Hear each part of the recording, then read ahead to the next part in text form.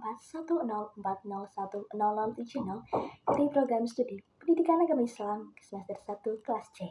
Di sini saya akan menjelaskan materi yaitu Islam dan masyarakat. Nah, apa sih yang dimaksud dengan masyarakat? Masyarakat dalam bahasa Inggris disebut dengan society yang merujuk pada hubungan sosial, perubahan sosial, dan rasa kebersamaan yang ada di dalam masyarakat. Nah, istilah ini juga berasal dari kata Latin yaitu socius yang berarti kawan. Nah, dalam bahasa Arab, istilah masyarakat ini disebut dengan syaraka yang berarti berpartisipasi dan ikut serta. Definisi masyarakat menurut pakar sosiologis yaitu Selus Marjan mendefinisikan masyarakat sebagai sekelompok orang yang hidup bersama dan menciptakan kebudayaan. Selanjutnya, prinsip dasar masyarakat. Yang pertama ada ukhuwah atau persaudaraan. Ukhuwah atau persaudaraan ini merupakan hubungan persaudaraan yang terbentuk di antara umat Islam, dikenal sebagai ukhuwah Islamiyah. Ukhuwah Islamiyah ini merupakan ikatan yang terbentuk di antara sesama muslim, meskipun ada perbedaan dalam ras, warna kulit, atau kebangsaan. Nah, ukhuwah Islamiyah ini dibagi menjadi beberapa macam. Yang pertama ada ukhuwah ubudiyah. Ukhuwah ubudiyah ini merupakan persaudaraan di antara seluruh makhluk yang sama-sama tunduk kepada Allah Subhanahu wa taala.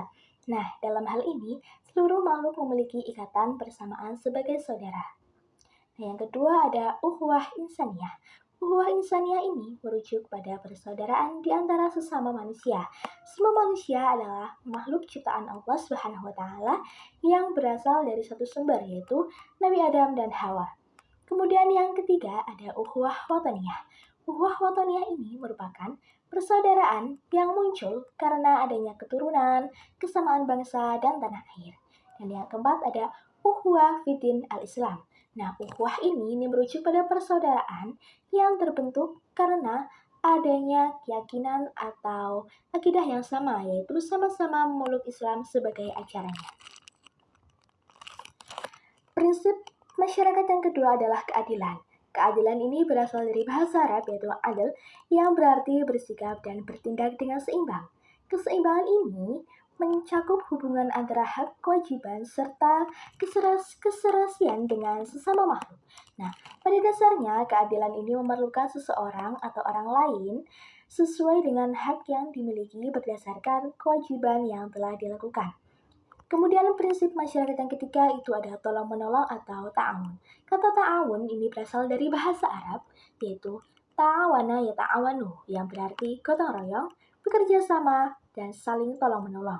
Ta'awun ini merupakan kebutuhan hidup manusia yang tidak dapat dipungkiri.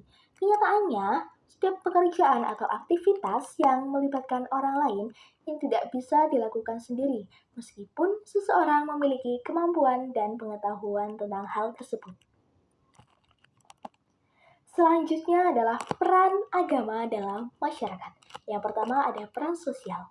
Jika kita melihat konteks masyarakat di Indonesia, sudah jelas bahwa agama ini memiliki peran yang signifikan dalam kehidupan sosial.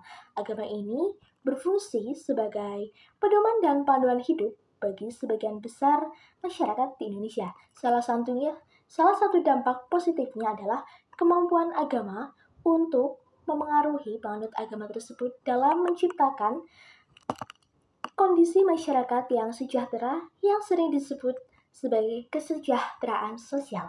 Nah, nilai-nilai moral yang diajarkan oleh agama ini menjadi dasar utama dalam pembangunan untuk mencapai kesejahteraan sosial demi kepentingan kemanusiaan. Sebagai contoh dalam agama Islam, di dalam Al-Quran mengajarkan kewajiban tolong-menolong dalam kebajikan dan takwa. Peran masyarakat yang kedua adalah peran moral dan etika.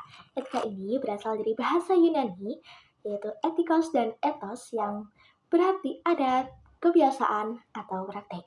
Nah, etika ini merujuk pada peranata perilaku individu atau sekelompok orang yang tersusun dari sistem nilai atau norma yang diambil dari gejala alami dalam masyarakat atau sekelompok tersebut.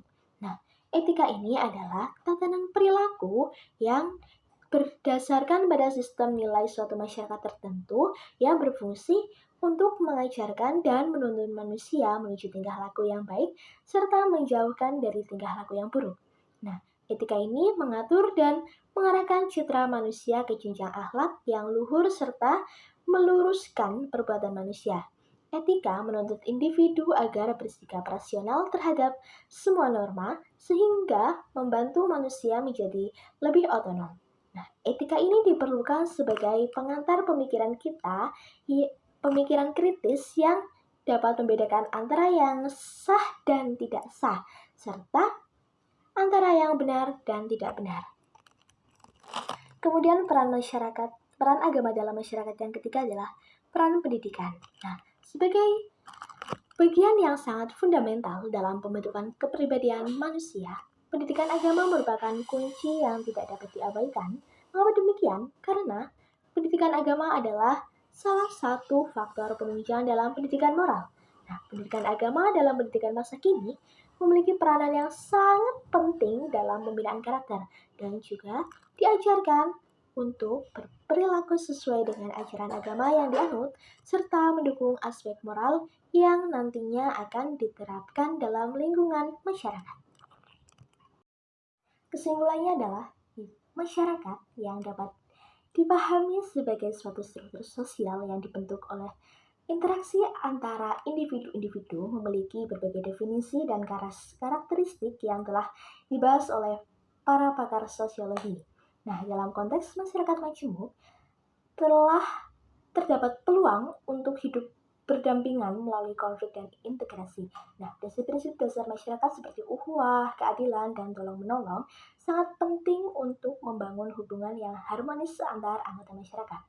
Agama memainkan peranan krusial dalam kehidupan sosial, moral, dan pendidikan masyarakat. Sebagai pedoman hidup, agama ini memberikan nilai-nilai moral dalam masyarakat yang membentuk karakter setiap individu dan komunitas.